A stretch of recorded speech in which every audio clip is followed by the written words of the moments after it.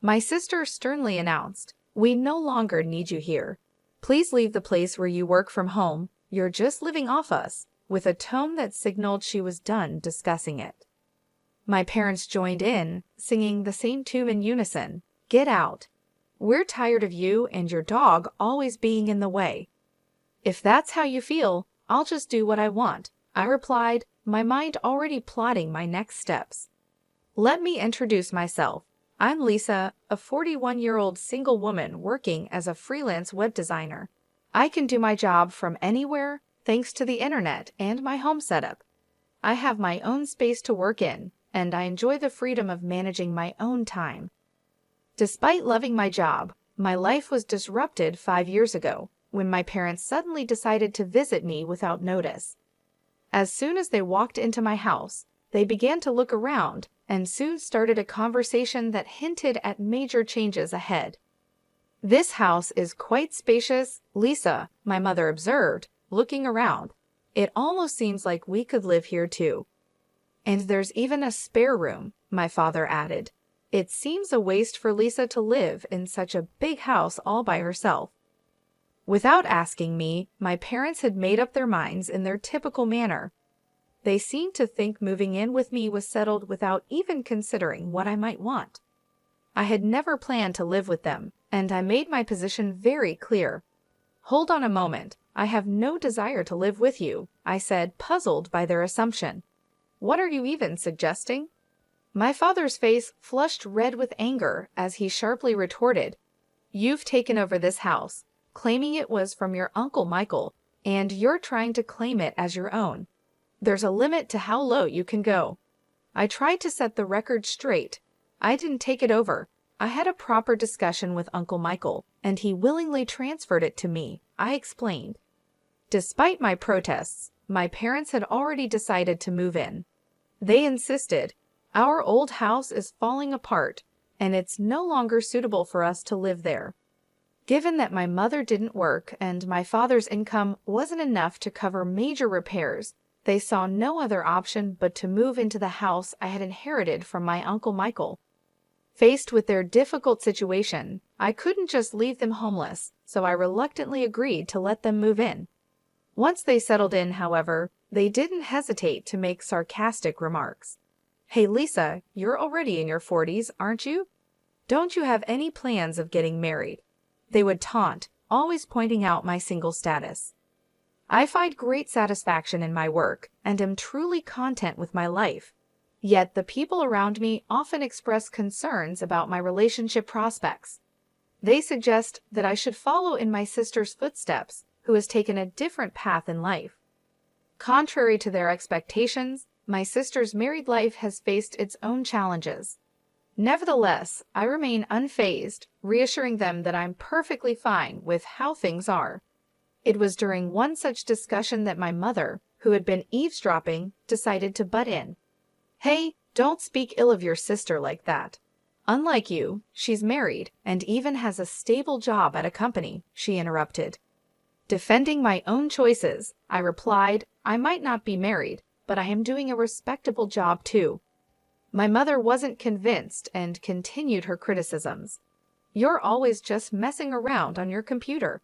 You're probably making money through some shady means, aren't you?" she accused. Despite their doubts and criticism, I continued to live my life according to my own terms, valuing my independence and the career I've built. I quickly responded, "Shady? I'm earning my living honestly through legitimate work. There's no need to worry." My mother was not pleased with my reply and scolded me sharply. "How dare you talk back to your mother? You really are the complete opposite of your sister." This constant comparison of me to my sister by our parents was something I had become used to. While my sister worked a temporary office job, I had chosen a different path that allowed me to work from home. Although I knew our parents' generation might not fully understand the concept of remote work, it still hurt to be consistently belittled. However, one day while I was preparing dinner, instead of my perpetually idle parents, the doorbell rang unexpectedly. To my surprise, it was my sister Carol, burdened with a massive amount of luggage. "Hub, Carol, what's going on? It's been a while," I greeted her, taken aback by her sudden appearance. "This is sudden, but I'll be living in this house from today," Carol replied with urgency. Baffled, I blurted out, "Living here from today? I didn't hear anything about this." Carol explained, "Didn't Mom and Dad tell you? I got divorced, so I'll be counting on you from today." Despite my initial shock, I tried to maintain a welcoming demeanor. Ignoring my startled reaction, Carol trudged upstairs and promptly claimed an empty room as her own. My parents sided with her, and I found myself powerless to object. From that moment on, my stress levels began to rise. Carol, after her divorce, had quit her job and spent her days speaking ill of me with our mother. "Hey Mom, isn't this dress cute?" Carol would ask, showing off her latest shopping find. "Oh yes indeed, Carol. You're so pretty, it will definitely suit you," our mother would respond enthusiastically. Then Carol would turn to me and remark, "Do you think so too? It's totally not something Lisa would wear, right?" Unable to escape their critical gaze, I continued to live my life without reacting to their taunts. Despite the desire to retaliate, I realized that it would only play into their hands. So I remained steadfast and unresponsive to their attempts to provoke me. One fine day, I knew I had to stay strong and keep focusing on my own happiness, regardless of the negativity around me. I found myself in a truly heartwarming situation when one of my closest friends became the proud owner of a litter of 4 adorable puppies. This significant event sparked a series of changes that would enrich my life tremendously. The moment I saw those precious pups, I felt a deep connection. After careful thought, I decided to adopt a little black Chihuahua from the litter. I named him Charlie. Charlie was a bundle of joy, his round eyes sparkling with mischief. Every time he looked at me, his tail wagged so vigorously it seemed it might just detach in his excitement. I had always dreamed of owning a Chihuahua since I was a child, and finally having Charlie by my side brought immense happiness into my life. This was particularly true because I often worked from home, and Charlie's companionship provided a much-needed relief from the loneliness of my remote work days.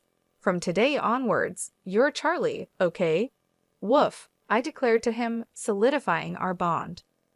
Caught up in my excitement, I didn't discuss my decision to bring Charlie home with my family. After all, it was my house, and I was fully responsible for all the expenses related to Charlie's care and well-being. I saw no reason for them to object.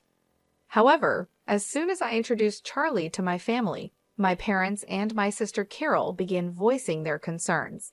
They expressed their displeasure, upset that they hadn't been informed about my intention to get a dog. Some even mentioned their dislike for the potential odors that dogs could bring into a home. My parents and Carol were quite vocal in their disapproval, I recalled. "Hey, we didn't hear anything about you getting a dog," they protested. "Dogs smell, don't they? I hate odors," someone added. "Lisa, how could you just bring a dog home without consulting us?" They continued to scold me. Despite their complaints, I stood my ground and firmly defended my decision. It's my house, and I decided that Charlie and I needed each other. "His presence here is a source of joy, not a cause for complaints," I asserted. I was prepared to show them that Charlie's presence was a blessing, hoping they would soon see him as I did. I explained to them that Charlie wasn't some random street dog. He was a gift from a friend. I also emphasized that I was the one covering all the expenses for Charlie's care and maintenance, so they really had no grounds to complain. "What I choose to keep in my house is my business," I added firmly. "If you have any complaints, you're free to leave." Initially, their annoyance was clear. They were visibly frustrated and upset. However, within just a few hours, a miraculous change occurred. Charlie's undeniable cuteness completely won them over. They couldn't stop doting on him, playfully asking, "Aren't you cute? Are you mummies, daddies, or are you sissies? Look over here, sweetheart." It was as though their frustration had just evaporated into thin air.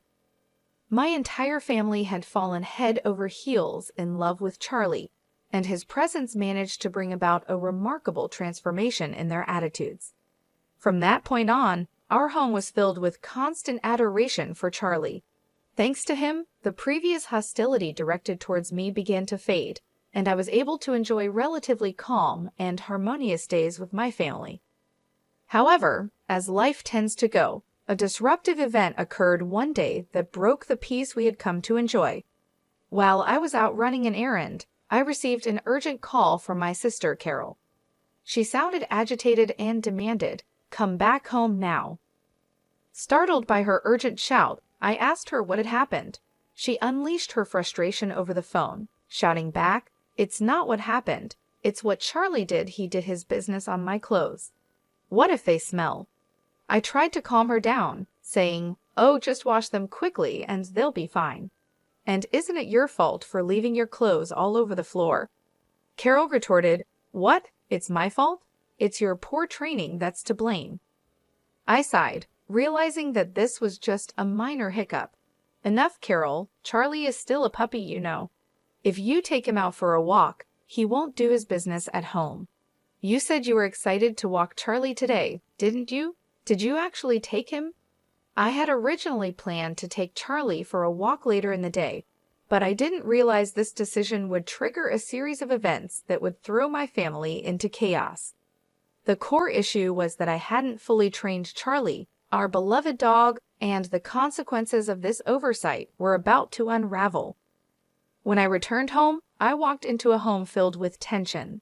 My sister Carol, clearly furious, confronted me immediately. Her anger was evident, and it was clear she had already briefed our parents about the mishap, as they too glared at me, standing amid Carol's now soiled clothes scattered across the floor. Carol, distraught, threw the soiled garments at me in a fit of frustration. "I'm going to charge you for the cleaning costs," she declared angrily. "Why should I pay?" I retorted. "It's because you didn't take him for a walk and left your clothes all over the floor." My parents quickly joined in, urging me to take responsibility. "Lisa, shouldn't you at least apologize to Carol?" they suggested. "All of this happened because of that Charlie you brought home." As the accusations continued, I couldn't help but defend Charlie. "Can't we give Charlie some slack? Puppies are like babies. They make mistakes sometimes." But my family seemed determined to blame me and Charlie. "This situation only happened because of this stupid dog," my sister snapped again. "Lisa, you made the right choice by not getting married if you became a mother. I doubt you'd raise a decent child." Her comments grew harsher, and my frustration mounted. "How dare you say something like that?" I exclaimed. "If you had taken him for walks properly and kept the house tidy, none of this would have happened." Finally, my sister reached her limit. She pointed at me and declared, "I can't take this anymore."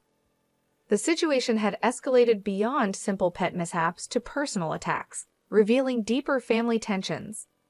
Despite the hostility, I knew it was essential to remain calm and address each issue thoughtfully, prioritizing Charlie's training and our family's need for better communication and understanding.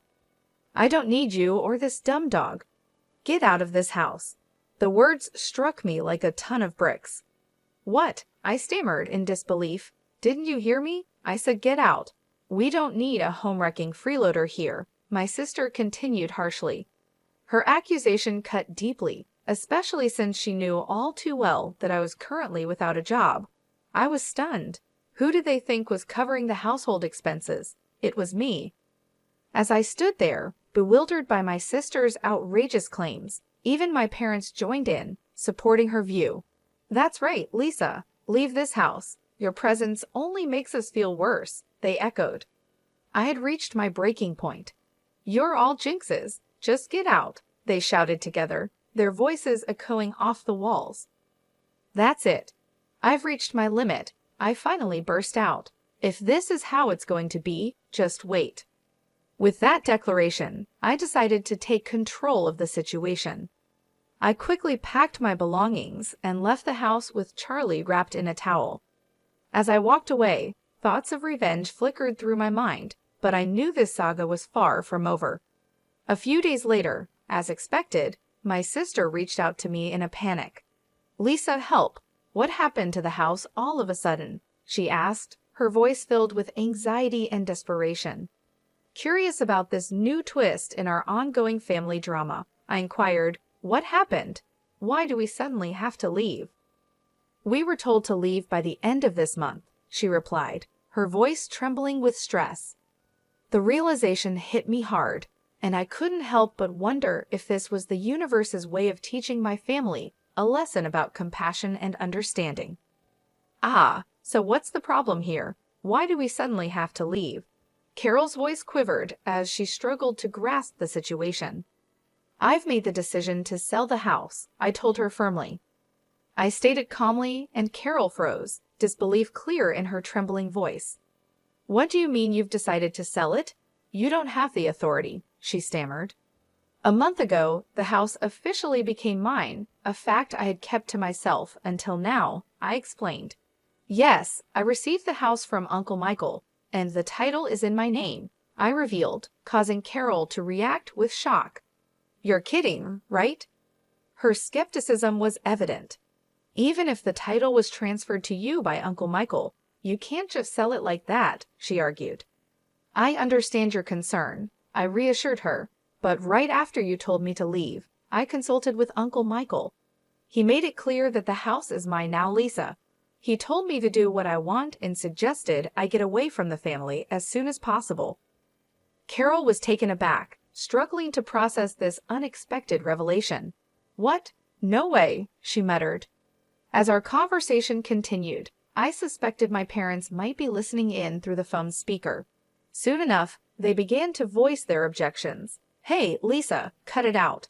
We have no other place to live if we leave the house," they interjected, trying to appeal to my sense of family loyalty. "That's right, Lisa. It's unthinkable to do this to your own family." "If you're a good daughter, show some respect to your parents," they added. With a quiet but firm tone, I responded, "Respect? What are you talking about? You've always looked down on me compared to Carol. Who do you think has been supporting your life for the past few years? You all had nowhere to live, so I reluctantly let you stay with me." My parents were momentarily silenced by my strong response. Without waiting for their reply, I contemplated the implications of my decision, ready to enforce the boundaries that were long overdue. I continued, "Who treated me and Charlie like nuisances and kicked us out? It was you, wasn't it? Trying to drive out the original resident is shameless." My father, his voice full of plea, responded, "Please, Lisa, help us. We're sorry." But I had had enough. "I don't care. Fend for yourselves," I said resolutely. With that, I abruptly ended the call and blocked all my family members' contacts. Charlie, my loyal canine companion, looked up at me with a worried expression. I held him close and whispered, "I'm sorry, Charlie, for shouting. It's all right now. I will protect you." I felt relieved that I had rescued Charlie from a family that had mistreated him. In the days that followed, I learned that my parents and sister had been forced to leave the house at the last minute despite their desperate attempts to cling to it. My father's meager income and my unemployed mother and sister made it impossible for them to maintain a decent life. Rumors circulated that my sister was constantly pressured by my parents to find a job, and their family relationships deteriorated further each day. While I had no interest in their living conditions, it was clear that their standard of living had plummeted since my departure. It was a classic case of reaping what they had sown, and I couldn't help but feel a sense of vindication. Meanwhile, I enjoyed a fulfilling life in my new pet-friendly apartment, free to work on my terms without anyone complaining. All my earnings were solely for myself and Charlie. I was genuinely content with my life. "Charlie, let's go to the dog park today," I said with a smile. Charlie seemed livelier, perhaps because that noisy family was no longer a part of our lives. From that day forward, I was determined to protect Charlie for the rest of our lives and lead a peaceful and happy existence.